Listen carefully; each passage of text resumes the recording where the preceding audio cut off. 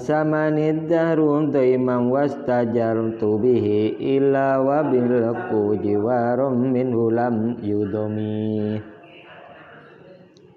Tidaklah datang kepadaku masa kedoliman, dan jika aku memohon perlindungan, niscaya aku mendapatkannya dengan berkat Nabi SAW, dan tidak akan terhina.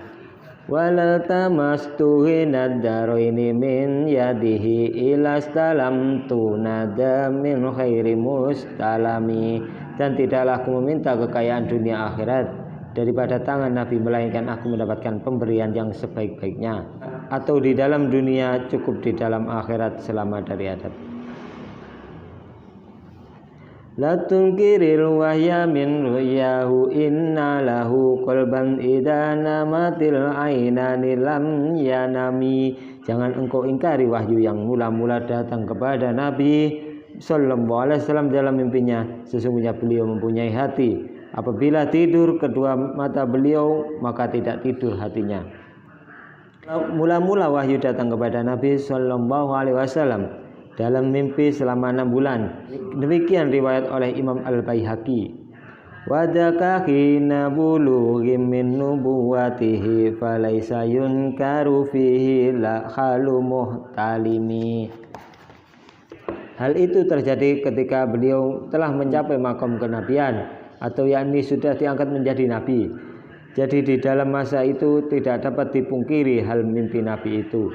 Tabarakam wa wahyum bimuktasabim wala nabiyyun ala ghaibi bimuttahami. Maha suci dan tinggi Allah Subhanahu wa taala, tidaklah wahyu itu dapat dicari, dan tidak pula Nabi sallallahu alaihi wasallam itu dicurangi atau berdusta dengan berita gaib yang dibawanya. Wahyu itu tidak bisa diikhtiari atau dicari. Semua yang dikemukakan oleh beliau tentang hal-hal gaib seperti akhirat, surga, neraka, dan sebagainya adalah benar, tidak perlu diragukan lagi. Nabi SAW menerima wahyu dengan cara yang bermacam-macam, dan keadaan antara lain: 1. Melalui perantara malaikat Jibril. Malaikat Jibril menampakkan diri dengan rupa yang asli. Yang kedua, melalui perantara malaikat Jibril yang menyerupai seorang laki-laki atau kadang-kadang menyerupai seorang sahabat yang bernama Dihya. Ia berkata-kata dengan Nabi sampai Nabi benar-benar hafal akan wahyu itu. Wahyu turun kepada Nabi seperti suara gemerincing lonceng. Dan 4, ada kalanya dengan cara mimpi. Kam abra'at wasiban billam siwrahatuhu wa atlaqat aribam min ribqatil lamami.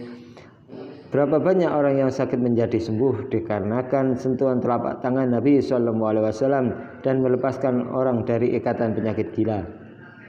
Diceritakan pada waktu perang Uhud, sahabat Qatadah matanya terkena panah sampai lepas jatuh ke pipi. Maka oleh Nabi dipasang kembali dengan telapak tangan Nabi SAW, sehingga menjadi baik kembali, bahkan lebih baik daripada semula. Diceritakan pula bahwa sahabat Habib bin Yasaf terkena tikaman pedang pada likatnya, yang miring atau tidak bisa lurus.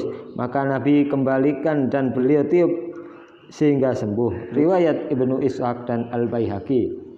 Diceritakan bahwa seorang wanita datang kepada Rasulullah SAW dengan membawa anaknya yang gila karena termakan sesuatu. Maka oleh Nabi SAW diusap dadanya serta didoakan. Tidak lama anak tersebut muntah keluar dari mulutnya benda yang menyerupai anak anjing yang amat kecil. Kemudian sembuhlah anak itu. Riwayat Imam Ahmad dari Ibnu Abbas. Ada pula sebuah periuk yang berisi makanan terbalik yang mengenai lengan Muhammad bin Khatib yang waktu itu masih kanak-kanak. Kemudian diusap oleh Rasulullah SAW serta didoakan dan diludahi. Maka pada waktu itu juga anak itu sembuh kembali. Wa ahya bisanata syahba adawatuhu hatta hakat ghuratan fil asurin duhumi. Telah berapa kali doa Nabi menghidupkan atau menyembuhkan tahun kering yang tiada hujan, sehingga dapat menyamai masa-masa subur yang sering turun hujan, baik rumput dan tanaman.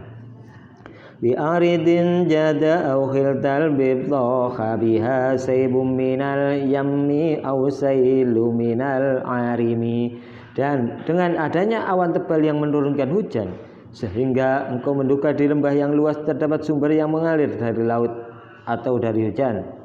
Dari Sayyidina Anas radhiyallahu an bahwa pada waktu Rasulullah SAW membaca khutbah Jumat di masjid, masuklah seorang laki-laki seraya berkata, "Ya Rasulullah SAW, rusak binasalah segala harta kami dan putuslah segala jalan usaha kami disebabkan musim kemarau. Berdoalah engkau memohon kepada Allah agar dia menurunkan hujan." Kemudian Rasulullah SAW mengangkat kedua tangannya sambil berdoa, "Ya Allah, turunkanlah hujan buat kami." Pada waktu itu kami tidak melihat segumpal awan pun, maka tidak lama kemudian muncullah awan dan terus turun hujan. Setelah itu kami tidak pernah lagi melihat matahari sampai 7 hari lamanya. Pada hari Jumat berikutnya masuklah laki-laki tersebut sedang Nabi SAW masih dalam membaca khutbah Jumat. Kemudian laki-laki tersebut berkata, "Ya Rasulullah, rusak binasalah harta kami dan putuslah segala jalan atau usaha kami disebabkan banjir. Berdoalah memohon kepada Allah Subhanahu wa taala agar hujan berhenti." Rasulullah SAW mengangkat kedua tangan beliau sambil berdoa, "Ya Allah, turunkan hujan di sekitar kami dan tidak di atas kami." Setelah itu hilanglah awan dan kami keluar dari masjid berjalan di bawah panas matahari. Wallahu a'lam bishawab. Semoga kita mendapatkan barokahnya qasidah burdah Imam Al-Busiri ini. Assalamualaikum warahmatullahi wabarakatuh.